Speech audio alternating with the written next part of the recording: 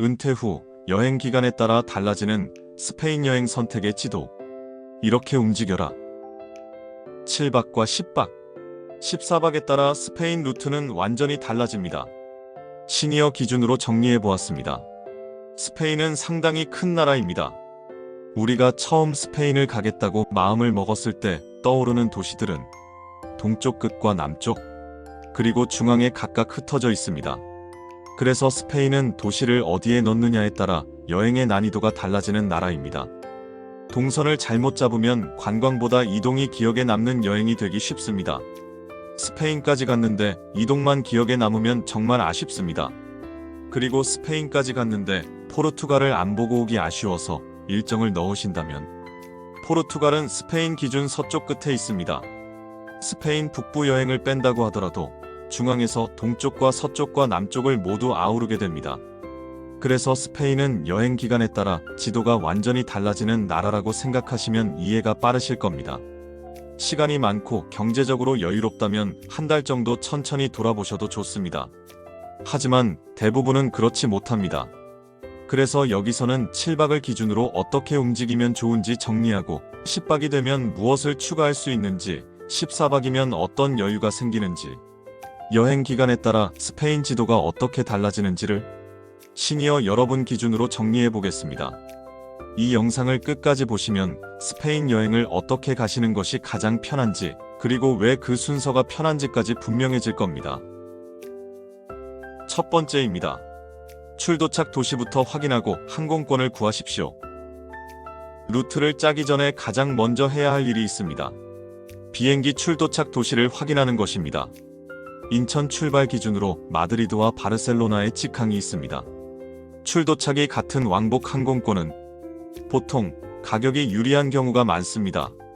하지만 여행의 편의성 기준으로 보면 마드리드 인, 바르셀로나 아웃 또는 바르셀로나 인, 마드리드 아웃이 훨씬 편할 때가 많습니다.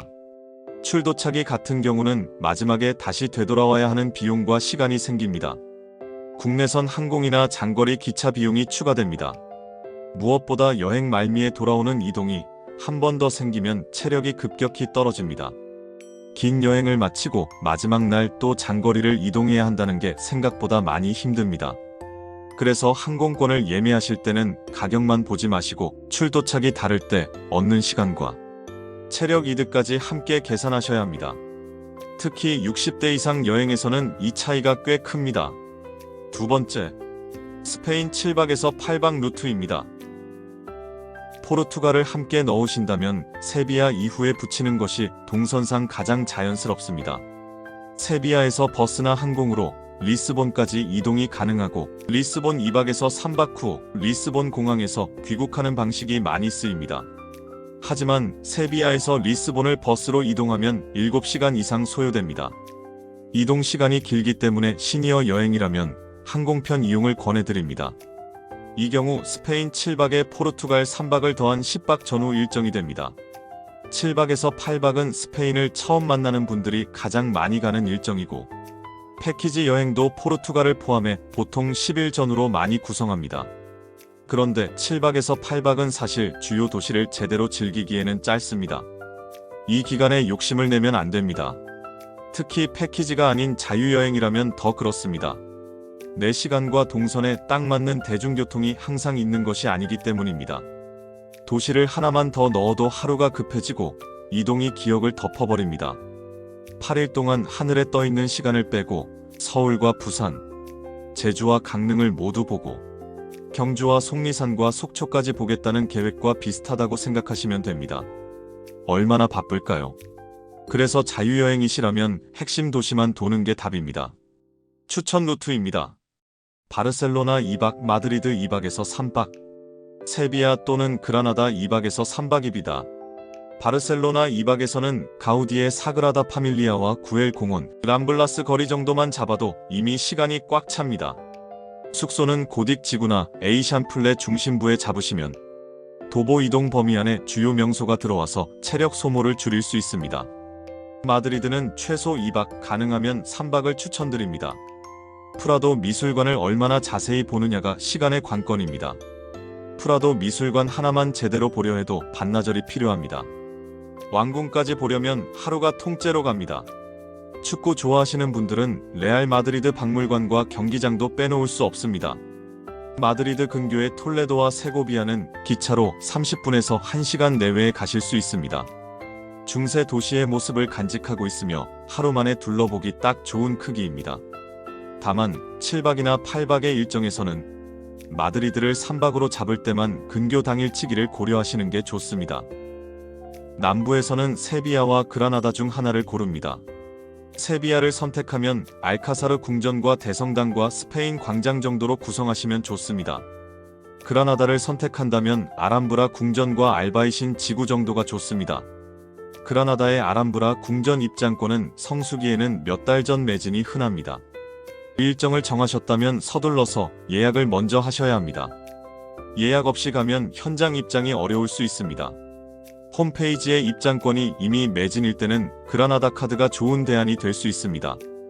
이것을 모르고 가셨다가 낭패를 보시는 분들이 생각보다 많습니다. 세비야와 그라나다 둘 다 좋은 도시지만 7박에서 8박의 짧은 여행에 둘 다 넣으면 힘듭니다. 찍고 지나가는 여행이 될 수 있습니다. 하나만 골라도 스페인 남부의 매력은 충분히 느낄 수 있습니다. 이동 시간입니다. 바르셀로나에서 마드리드는 기차로 약 2시간 30분에서 3시간이고 마드리드에서 세비야는 기차로 약 2시간 30분 정도 걸립니다. 마드리드에서 그라나다는 기차와 버스에 따라 또 정차역에 따라 체감이 달라질 수 있습니다. 이 루트의 목표는 스페인을 갔다 왔다는 정도의 기본 루트입니다. 이 구조만 머릿속에 있으면 나머지는 취향대로 다른 도시를 채우시면 됩니다. 세 번째입니다. 스페인 9박 11일 루트입니다. 9박 11일 루트는 스페인 여행이 가장 안정되는 구간입니다. 이때부터 일정이 사람을 끌고 가는 게 아니라 사람이 일정을 다루기 시작합니다. 도시를 하나 더 넣어도 하루가 급해지지 않습니다. 처음으로 여행하고 있다는 느낌이 드는 일정이기도 합니다. 추천 루트입니다. 바르셀로나 3박과 마드리드 3박을 추천합니다. 코르도바 1박과 세비야 2박, 그라나다 2박입니다. 이 루트의 가장 큰 차이는 남부에서의 선택폭입니다. 세비야와 그라나다를 모두 넣을 수 있는 기간이고 도시 사이 이동도 서두르지 않아도 됩니다. 여기에 코르도바를 넣으실 수도 있고 일정이 맞으면 론다를 넣으실 수도 있습니다. 마드리드에서 세비야로 내려가는 길목에 코르도바가 있습니다. 메스키타 대성당 하나만으로도 코르도바는 충분히 가치가 있습니다. 실제 이동 시간은 마드리드에서 코르도바는 기차 약 2시간 정도 걸립니다. 코르도바에서 세비야까지는 기차로 1시간 남짓 걸립니다. 마드리드에서 3박을 하시면 톨레도나 세고비아 당일치기를 하루 넣을 여유가 생깁니다. 기차로 톨레도는 30분가량, 세고비아는 1시간가량 걸립니다. 한 곳만 선택하셔도 충분히 만족스럽습니다. 세비야에서 그라나다 구간은 버스와 기차 모두 이용 가능합니다. 시니어 기준에서는 환승이 없는 직행버스가 더 편하다는 분들이 많습니다. 소요시간은 약 3시간가량이며 사전에 예약해 두시면 편합니다. 그라나다 아람브라 궁전 예약은 앞서 말씀드렸듯 반드시 사전에 해두셔야 합니다. 또한 세비야 대성당을 방문하실 예정이라면 사전 예약을 권해드립니다. 현장 구매도 가능하지만 대기줄이 매우 길어질 수 있습니다. 남부에서는 도시의 성격이 분명해집니다. 세비야는 넓고 그라나다는 밀도가 있습니다. 서로 다르기 때문에 비교하지 않아도 되고 각각의 기억이 남습니다. 네 번째입니다. 스페인 12박에서 14박 이상 루트입니다. 12박에서 14박 이상이 되면 여행의 성격이 달라집니다. 이때부터는 관광이 아니라 체류에 가까워집니다. 하루에 꼭 뭘 봐야 한다는 압박이 사라지고 일정을 비워둘 수 있는 여유가 생깁니다. 오전에 카페에서 차 한잔 느긋하게 마시고 오후에 천천히 걸어도 됩니다. 많은 분들이 이 일정을 다녀오시고 이제야 스페인이 보였다고 하십니다. 기본 추천 루트입니다. 기본 추천 루트 A는 바르셀로나 3박, 마드리드 3박에서 4박, 그리고 톨레도 1박, 코르도바 1박, 세비야 2박에서 3박, 그라나다 2박, 말라가 1박입니다. 기본 추천 루트 B입니다. 바르셀로나 4박, 마드리드 4박, 세비야 3박, 론다 1박, 그라나다 2박입니다. 이 일정 모두는 예시이며 이 기본 툴 안에 각자가 더 보고 싶은 도시를 넣으시면 됩니다. 이 루트표는 캡처해 두시면 나중에 일정 짜실 때 도움이 됩니다. 이 구간에서는 도시를 더 넣는 것보다 도시 안에서의 선택이 중요해집니다. 바르셀로나에 여유가 생기면 몬세라테 수도원 같은 근교도 넣을 수 있고 마요르카 섬 여행까지도 생각하실 수 있습니다. 자동차 여행이라면 발렌시아를 거쳐 그라나다로 내려오는 선택도 가능하고 라만차나 쿠엔카 같은 소도시도 자유롭게 들를 수 있습니다. 남쪽에서는 세비야와 말라가가 핵심 허브 역할을 합니다. 말라가는 남부 국제공항이 있는 도시이고 세비야는 고속열차 중심 허브입니다. 마드리드 아웃이든 바르셀로나 아웃이든 가실 도시에 따라 허브 도시를 선택하시면 됩니다.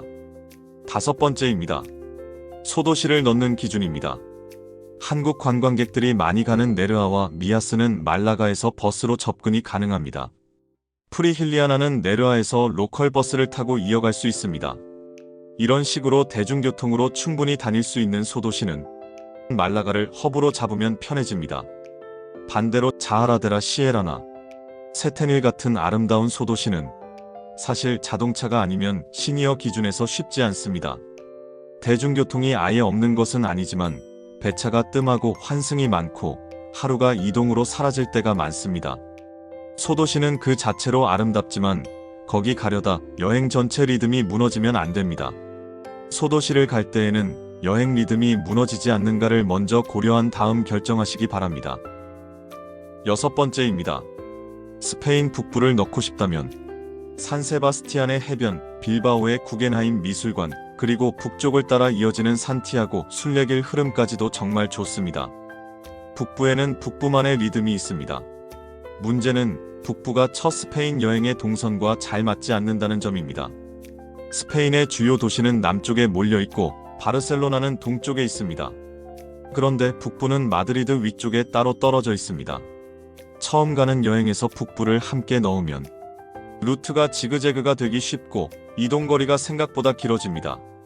북부를 넣으려면 최소 18박 이상이 필요합니다. 북부의 주요 도시들로는 부산 축소판 느낌의 빌바오, 강릉 크기와 비슷한 산세바스티안, 소도시 산티아고, 대전 정도의 크기인 사라고사 등이 있습니다. 그리고 북부 여행인 경우 포르투갈의 제2도시인 포르투로 넘어가는 일정도 괜찮습니다. 북부는 2번째나 3번째 스페인 여행 또는 여행 기간이 아주 길 때 따로 잡는 게 더 맞습니다.